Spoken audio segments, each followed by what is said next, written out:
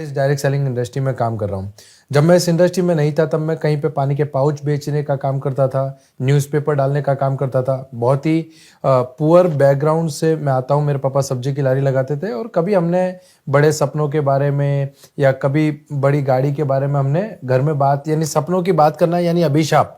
गरीब व्यक्ति के लिए 2 वक्त की रोटी निकालना बहुत बड़ी बात हो जाती है। और जब भी हमारे घर में ऐसी बात होती है कि यार गाड़ी लाएंगे, ये लाएंगे, तो बोलते थे कि बेटा जितने चादर है उतने ही पैर पसारो। तो जो मेंटल नरिश हमको किया जाता है, तो वो उस बैकग्राउंड में से उठकर मुझे पता चला। और इस इंडस्ट्री में आने से पहले मैंने कहा कि 10 बाय 10 के घर में हम लोग रहते थे। 6 लोग हैं हम परिवार में।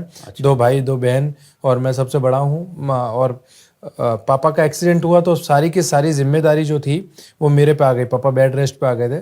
और कहते हैं, कहावत है बहुत पुरानी, कि मरता क्या ना करता। जब आदमी के पास कोई ऑप्शन नहीं होता तो वो कुछ ना कुछ करने लगता है। तो सुबह 4 बजे उठ के न्यूज़पेपर डालना, वहाँ से घर वापस आना, फिर निरमा कंपनी में जॉब जाना, वहाँ से वापस शाम को 5 बजे आना, मेडिकल स्टोर पर जॉब जाना।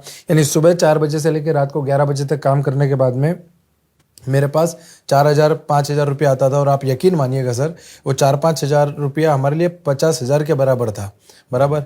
और बहुत पुअर पोजीशन थी, मतलब कोई होप नहीं था, चारों तरफ सिर्फ निराशा थी। एक दिन घर को आ रहा था निरमा कंपनी से, तो एक दोस्त मिला, बोले पैसा कमाना है। अब मुझे बताइए कि अगर भूखे से पूछा जाए कि खाना खाना, तो वो क्या कहेगा? नहीं खाना। मैं कहा कमाना है। तो वो मुझे बिठाकर अपनी बाइक पर और मुझे एक सेमिनार में ले जाया गया। अच्छा। और जैसे ही आप सेमिनार में जाते हैं, बड़ी बड़ी बातें होती है, मर्सिडीज आएगी, ये आएगा, आइलैंड आएगा। और मैं खड़ा खड़ा सोच रहा था कि साइकिल अगर मेरी पंचर हो जाती है तो उसको बनवाने के 5 रुपए मेरी जेब में नहीं है। ये बंदा बोल रहा है कि लाखों रुपए कमा। तो मैंने बिल्कुल डिनाई कर दिया उसको। जैसे ही हम बाहर निकले, मेरे जो भी मुझे लेकर गए थे उस समय, उन्होंने मुझसे एक क्वेश्चन पूछा कि कैसा लगा आपको? मैंने कहा जबरदस्त। बोला करेंगे? मैंने कहा बिल्कुल नहीं। बराबर। तो क्योंकि बिल्कुल मूड ही नहीं था, इस इंडस्ट्री के बारे में पता नहीं था, कुछ भी नहीं था। और मुझे बताया गया कि इस इंडस्ट्री में लाखों आएंगे करके, बिल्कुल विश्वास नहीं था। और एक सब्जी बेचने वाली महिला थी जो स्टेज पे आई और कप कपाते हाथों से ये बोली कि मैं इस इंडस्ट्री से 3,000 रुपये कमाई।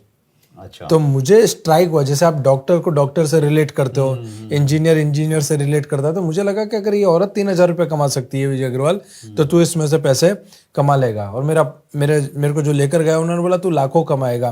मैं कहा मुझे लाखों की जरूरत नहीं है, मुझे 2-3 हज़ार रुपये चाहिए।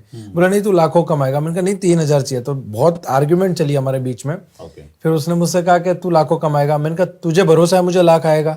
बोला विजय मुझे पूरा भरोसा है। मैंने कहा जिस दिन मुझे लाख आ जाए 97 तू रख लेना, 3 मुझे दे देना। अच्छा, बराबर। तो कोई बड़ी सोच नहीं थी, कोई बड़ा विजन नहीं था, बस मजबूरी थी मेरी इस इंडस्ट्री में आना। और मजबूरी इस कदर थी कि मतलब पैसा इतनी प्रायोरिटी थी मेरे लिए कि अगर 4,000 रुपये घर में और आ जाएं तो 8-10 हज़ार में घर चल जाएगा। मतलब मैं उस टाइम की बात कर रहा हूँ जब आटा 11 रुपये किलो था।